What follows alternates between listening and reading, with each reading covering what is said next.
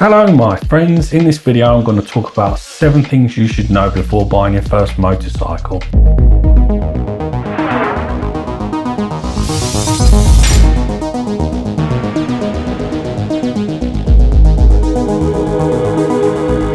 This is just my opinion and things that I've learned in my first year and a half of riding. Some of it may apply to you and some of it may not. The first point I want to discuss is that motorcycles can be quite disposable when compared with cars. I bought my first bike brand new and that turned out to be quite an expensive mistake because I ended up part Xing it 2 months after I've got it. This cost me quite a few grand in depreciation, so really I'd have been far better off buying a second-hand bike. It's quite common for people to chop and change their bikes frequently. If you scour the marketplace when you're looking to buy a bike, you can often find pretty much brand new bikes or a bike a year old that have got very little miles on them. So it's absolutely worth doing your research when you're looking at buying a bike, and I definitely recommend buying second-hand first. It's also quite common for people to love the idea of motorcycling and they get into it and then they have a near miss or unfortunately an accident and it just scares them off, so they soon give it up. So again, another reason to get yourself a second-hand bike as your first bike, just to make sure that riding is actually for you. The second point I want to discuss is the type of bikes. Obviously there's loads of different types of bikes out there,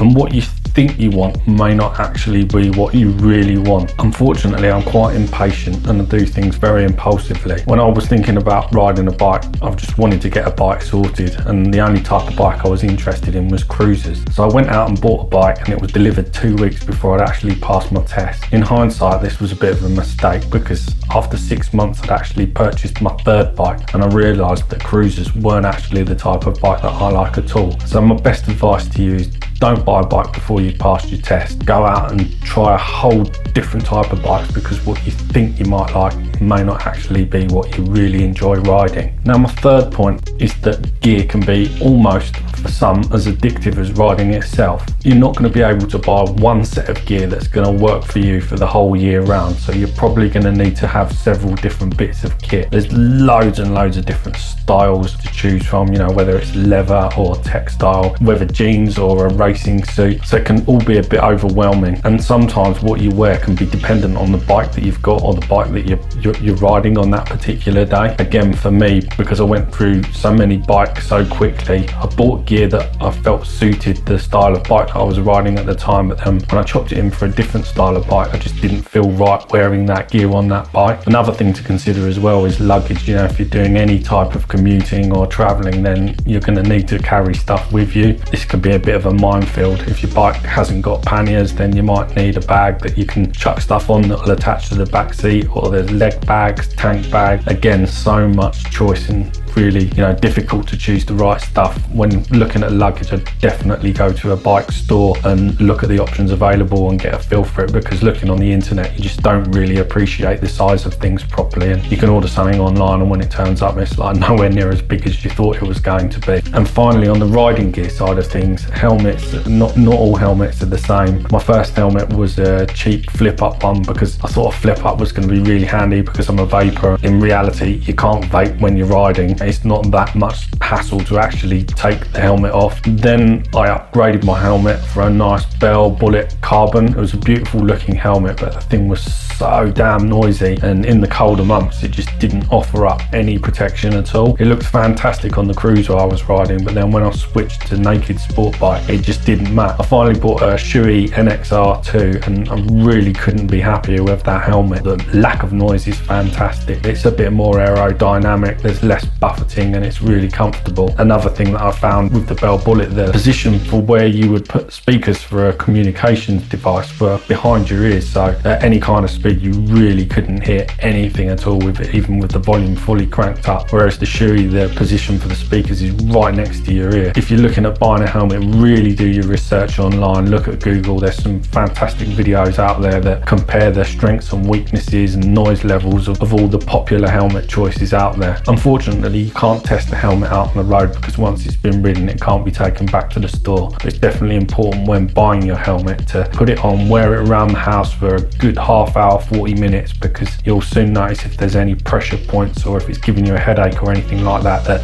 it's probably not the right size. So with those first 3 points out of the way, really, I guess my fourth point is just to say that riding's possibly not as cheap as you think. If you're sensible and you're just going to be doing it on hot weather days in the summer, then you can probably get away with one set of riding gear and one helmet, and you might be happy on one bike. But in reality, the hobby is quite addictive, and you can end up buying several different bits of gear. You might end up having more than one bike for different occasions. Just be aware that on the surface, motorbikes do look cheap. It's not a cheap hobby at all if you really get caught with a bug. And my fifth point is that riding can actually be really uncomfortable and quite tiring. There's been times that I've been out all day on the bike and I come back and within 5 minutes of sitting down I'm fast asleep, absolutely shattered. It really does drain you. Whilst bike seats are a lot wider than a saddle on a push bike, they're still not the most comfortable, certainly nowhere near as comfortable as sitting in a car. You're quite possibly going to find yourself aching in your bum, your back, your arms, your shoulders, your knees. It's really not uncommon to be aching somewhere when you've been out for quite a long ride. So do bear in mind, if you suffer from any ailments in your knees or shoulders, then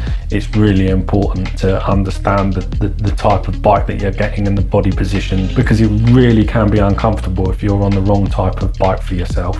And point number 6, if riding is going to be a hobby and you get seriously passionate about it, certainly in the UK where the winters are pretty cold and harsh, it's a hobby that you can do all through the year, but quite often riding in winter can be quite unpleasant.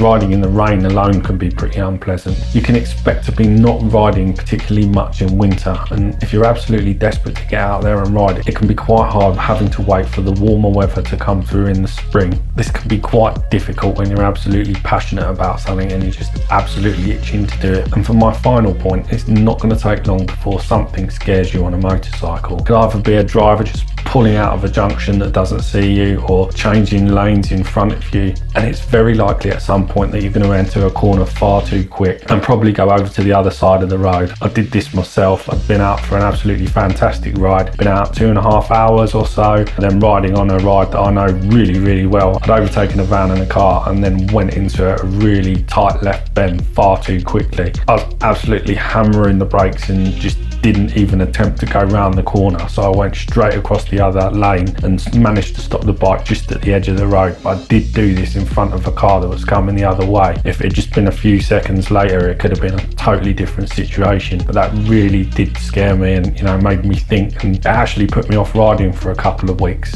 But you soon get back into it. You just got to learn from your mistakes and think carefully and concentrate on what you're doing. And that's it, my friends. If you've enjoyed this video, please hit the thumbs up and subscribe to the channel, and I'll catch you all in the next one.